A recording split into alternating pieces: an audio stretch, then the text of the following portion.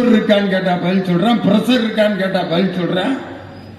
ஆனா அறிவு இருக்கான்னு கேட்டா மட்டும் ஒருத்தனுக்கு ஏன் கோபம் வருதுன்னா அவனுக்கு இல்லைன்னு தெரிஞ்சிருச்சு, அதனாலதான் கோபப்படுறேன்.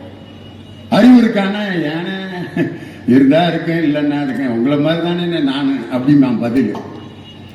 ஒருவனுக்கு முட்டாள் தற்குறி என்றவுடன் ஒருவனுக்கு கோபம் வருகிறது என்று சொன்னால் அந்த இடத்தில் அவன் உண்மையிலேயே முட்டாளாக இருப்பதால் தான் அவனுக்கு கோபம் வருகிறது என்பதை நீங்க யார சொல்றேன்னு உங்களுக்கே தெரிஞ்சிருக்கான்.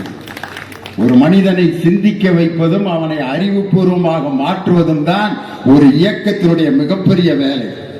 பேரறிஞர் அண்ணா மேடைதோறும் தமிழ் முழக்கம் செய்து அனைவரையும் தமிழர்கள் என்று ஒன்றுபடுத்தி தமிழ் பற்றை உருவாக்கிய பேரறிஞர் அண்ணா பிறந்த காஞ்சிபுரம் மாவட்டத்தில் பேசிட்டு இருக்கேன் நான்.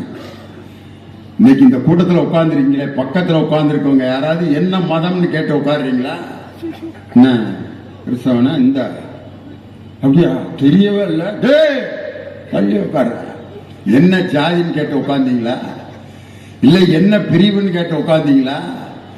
எல்லா ஜாதியும் எல்லா மதமும் நெத்தியில விபூதி அடிச்சுட்டு ஐயப்பன் கோயிலுக்கு மாலை போட்டவர் உட்கார்ந்து இருக்காரு, தலையில குள்ளா வச்சிருக்கிற பாய் உட்கார்ந்து இருக்காரு, நெத்தியில நெஞ்சில சிலுவையை போட்டிருக்கக்கூடிய கிறிஸ்தவரும் ஒன்றாக இந்த கூட்டத்தில் அமர வைத்து தமிழர்கள் என்று ஒன்றுபடுத்தி அந்த அறிவை கொடுத்த இயக்கம் திராவிட முன்னேற்ற கழகம்.